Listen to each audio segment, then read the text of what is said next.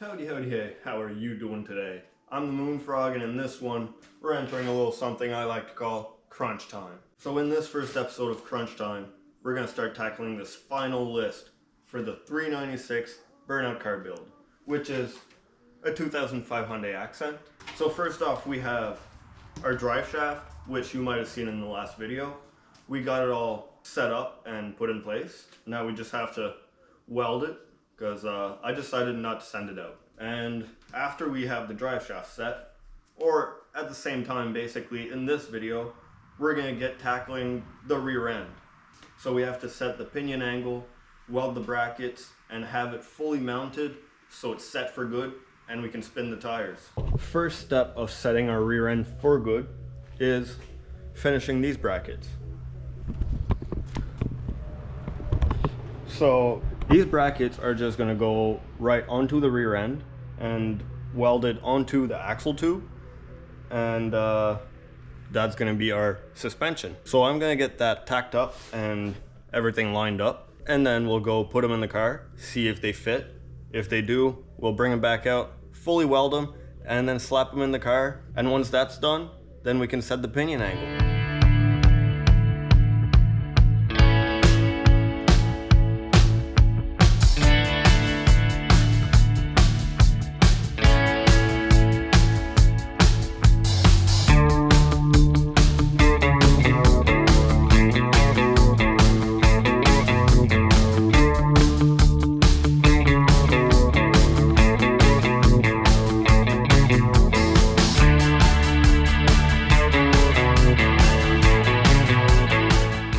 On the ground, and I got the bracket in there. As you can see, the plates here, we got the bolts going through. Everything seems to be fitting fine, so I'm going to take a couple measurements and then we will pull it back out and finish weld it to come slap it right back in, and then finish weld it onto the rear end, or actually just tack it. Then we'll pull the full axle out and then get it done. Let's get that out and fully weld it.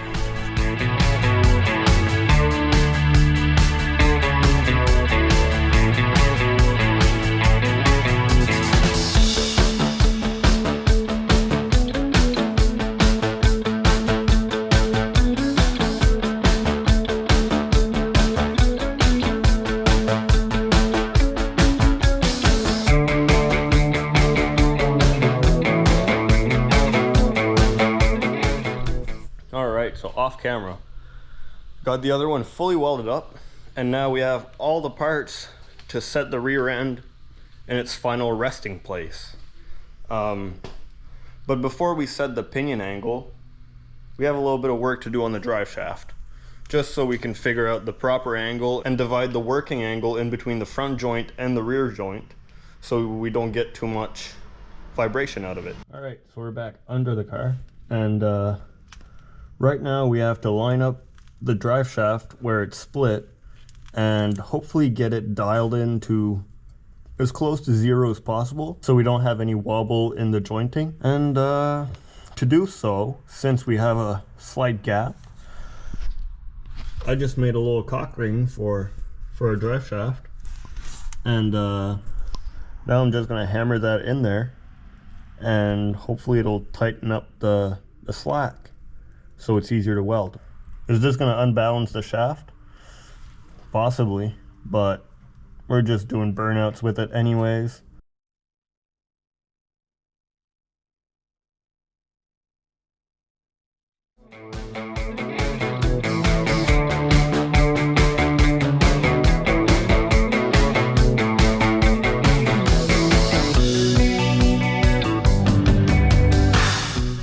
Alright, well, this is proving itself to be a real pain in the ass, so I'm gonna put the camera aside and spend way too much time doing this. Alright, another little update from under the car. So I got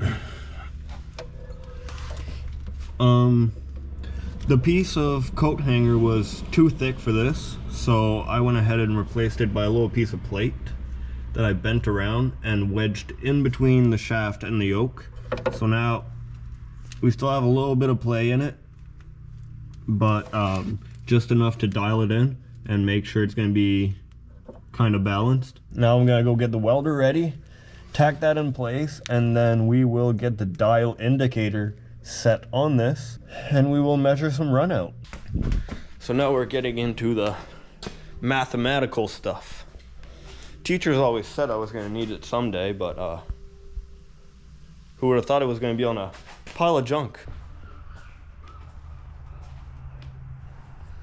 So I got this shaft pulled out real quick, and while I was putting it in there and everything, this joint came way out of phase with that joint.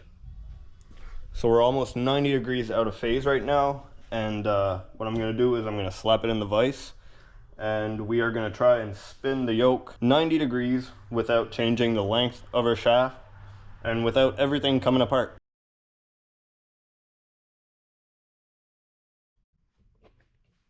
Alright, well, that was way too easy for what I expected it to be. So we're actually going to take it back out of the vise. I'm just going to lay it on the table, and we're going to do the phasing right here. I'm going to put a tack in it, just going to zap this right here once, and then I'm going to slap it back in the car.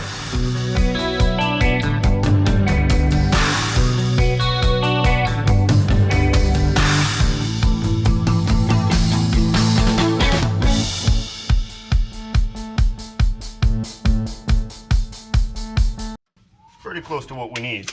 So now I'm going to get under there, bolt it in, and we'll put a dial indicator on it, go smack it with the hammer from underneath. A little gift related. Good news. The shaft is in place, it's tacked in, and it's pretty well dialed in.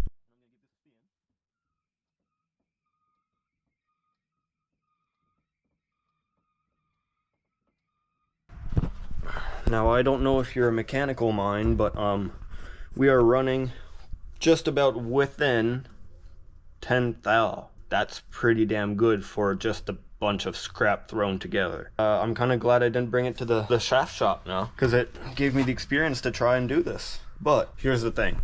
The run out is about 10, but we want it to be as close to 0 as possible. Now the thing is, when we're going to weld it, the start and the end of the weld is going to be at the same spot, which is going to create a hot spot. The hot spot is going to pull in, which is going to take care of a high spot and pull it back in. So this step now is kind of important, and we have to do it well because we can only do it once. I'm going to turn it and find the high spot on the shaft. I'm going to mark it with a line, and that's going to be where we start the weld, spin it all the way around, and finish the weld. And hopefully, we'll check it back after. Hopefully, the hot spot will bring in the run out that we have right now to about maybe 5 thou. That would be perfect.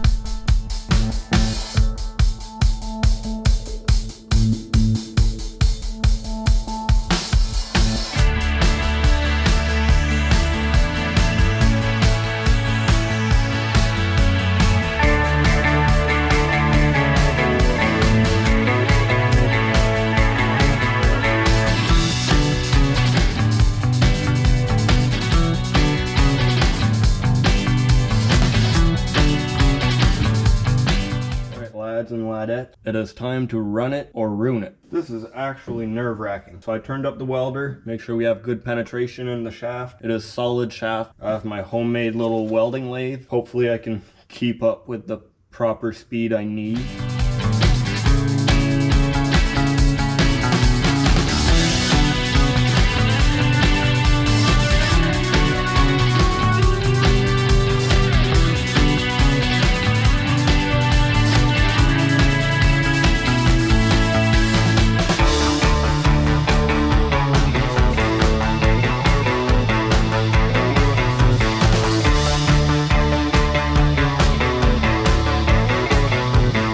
That's going to need a second pass.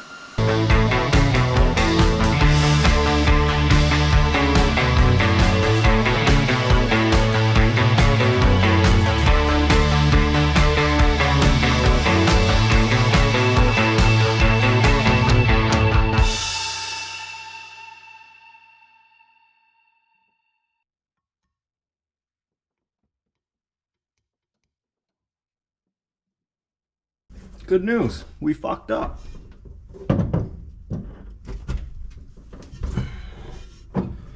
We are now almost double the run out we were at before. Could that be because of my poor start at first? Yes. Could it be because I poorly kept going after? Yes. Could it be because it was junk? Yeah, but it was dialed in at first, so I definitely messed up somewhere along the line. We're gonna let it cool down, and I might pull it out, grind up the mess a little bit, and try to put another run on it. I'll figure it out and get back to you guys when I'm done fucking up. I got the shaft pulled back out of the car, and I got the mess somewhat cleaned up. It wasn't horrible, but the sleeve I put in it just melted way too quick and made a big mess of it. So I grinded all of it out, and now it's just holding on there, and we have one more chance to not mess this up. So I put a little dot here that shows this is the high point of the shaft. So just like we did in the car, we're gonna start at the high point, but this time, instead of trying to spin it by myself in the car, I'm gonna be here, and I'm just gonna roll it forward while holding the ground back. Hopefully I can control the heat enough that it won't warp worse than it is right now. Because right now we're almost gone out 25 to 30 thou, and that is unacceptable. Anything over 15 is a big no-go. So we're gonna burn it in again. Hopefully it comes back around.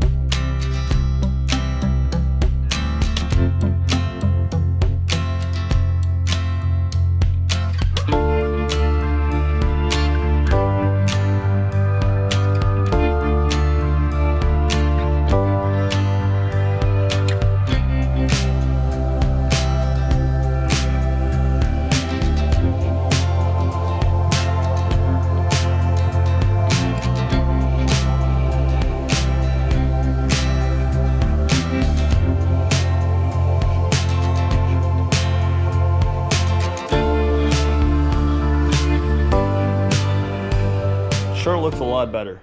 Do I think it's going to be dialed in? That's another story, and we'll go tell that story here pretty soon. But I mean, check at this.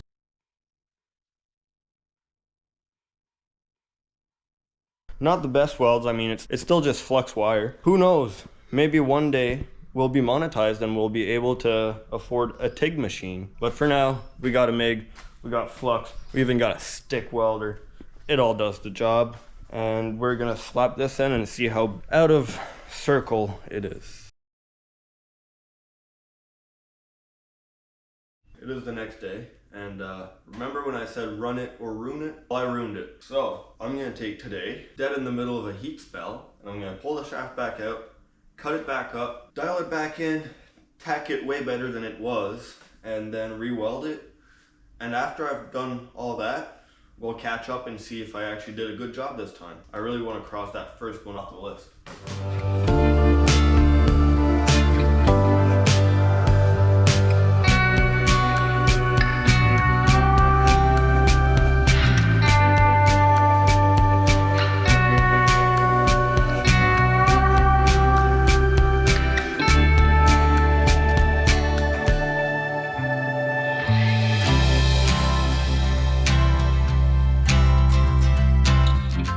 So while I was almost crying cutting the shaft back apart, I now realize that we did a much better job this time. Now let's take a peek at it. I don't know if you can read a dial indicator, but if you can, here you go.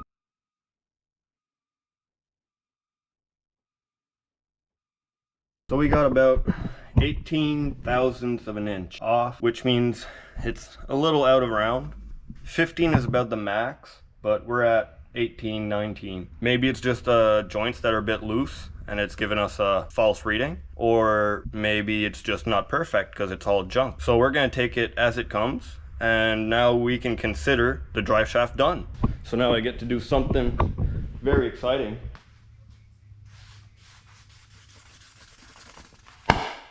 Drive shaft done. So with that being said, I got the car cleaned out.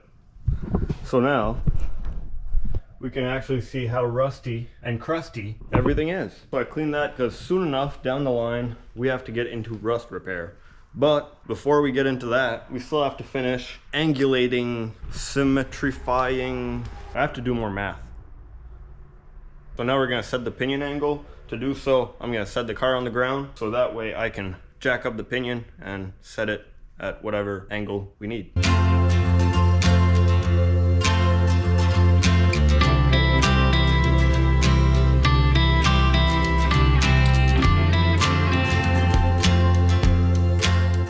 I got the wheels off right now, just so I can measure from the outside of the housing to the plates on the frame to make sure that the rear end is perfectly centered, and that way we have nice tracking on the car for the front wheels and the back wheels. All right, so to set a pinion angle, I already have it done off camera, but I'm just gonna do a little example of how I did it, and it should be just about right. So what you're gonna need is an angle finder and measuring tape. You're gonna first get at the front of your drive shaft. Usually would be under the car, but in this case it's right inside the car. And you're gonna find a flat square piece of casting on the transmission, because that's gonna be your start level. We know that the transmission is level with the car, so we start off from there. We make sure the angle finder doesn't interfere with the U-joint, and then we take our measuring tape, we extend it and lock it so we can work one-handed. Then you make sure that's flat and you measure right here the difference.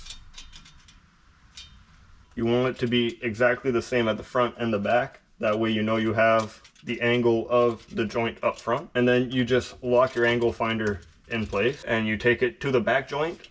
You put it on the bottom of the differential. So we are under the car with our angle finder. And as you can see, this axle has a nice flat piece here, which is square with the pinion, or at least it should be. Now you just slap this on here. And then if you were fancy, you could go up front there and measure front and back of your angle, again, to make sure it's the same angle. But in this case, I am just gonna look down the back of it, and it's just about the same angle as the drive shaft, maybe a little bit mellower. Within a degree or two, you're more than fine to run it, and that's what we're gonna call it. So now we have our pinion angle, and we need to make sure the axle is centered, and from there, we can weld the brackets we have made for up top here, and our axle is going to be fully set in the car. So let's do a couple more measurements, and soon enough we will be able to have a fully rear-wheel drive Hyundai Accent. There you go. So I probably should have made sure I was centered before setting my pinion angle, so that way I could have jacked it up without messing up everything I've done. But if we're lucky, the car will be light enough, and I just have to shift it over about 2 cunt hairs. So let's see. That's like 1 cunt hair.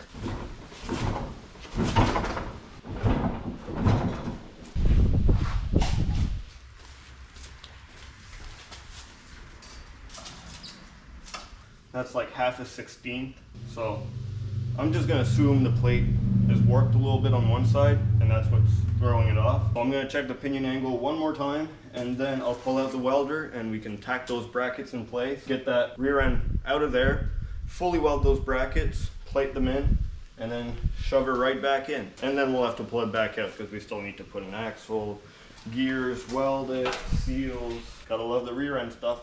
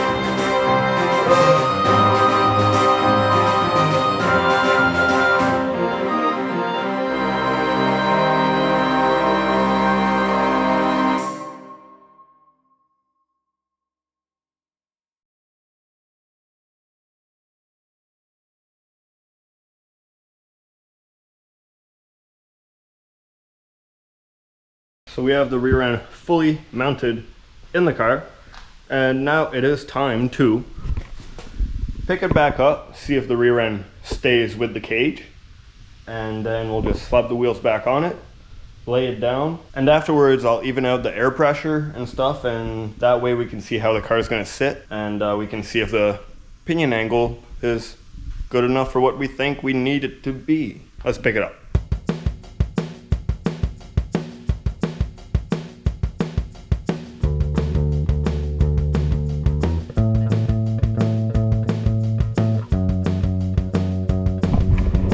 Alright, so we are now fully mounted, and we have wheels on, we have bolts in, and she is rolling. So now, for that rear end, we're still going to need a short axle for this side, because as you can see, way too far out, and we're trying to keep the tires inside, so when they blow up, they don't come smacking all around the car. We're going to have to weld that differential as well, and after that, it's going to be good. But for now, it's good, it's in place. I'm just gonna put the drive shaft in, so that way I have a reference point of where I have to make the drive shaft tunnel. Soon enough, we'll be getting into sheet metal, but let's get that shaft in first.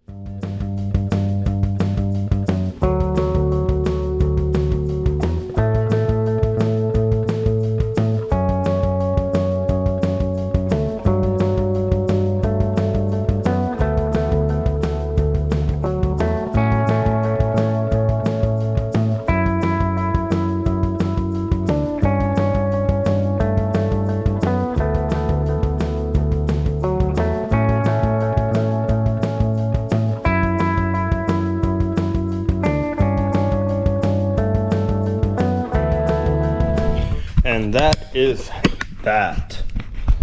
We have the car fully seated on its wheel again, and now it's fully attached. We could technically run power through this shaft and power those back wheels. Kind of. The rear axle isn't fully welded yet. We still need the good old Miller locker. So we'll lock her up good. That'll be for another video though. Let's check in with our list. If you remember, we finished that drive shaft, and now we just finished setting the rear end. We have the angle, we have the positioning, it's all centered and everything. The rear end is now set. Now up next, we have prime joints and refreshing the engine. So that 396, if you've never seen it, we pulled it out of an old truck in the junk pile back there, and well, it's been stored pretty well open for quite a long time now. So I already checked it over. Cylinders are still very acceptable. The deck surface kind of dirty. We can clean it up, but we're gonna revive it. And if you want to see us revive that engine and run it, stick around, hit that subscribe button. If you enjoyed this video, don't forget to hit that thumbs up. And till next time, go out, be rad.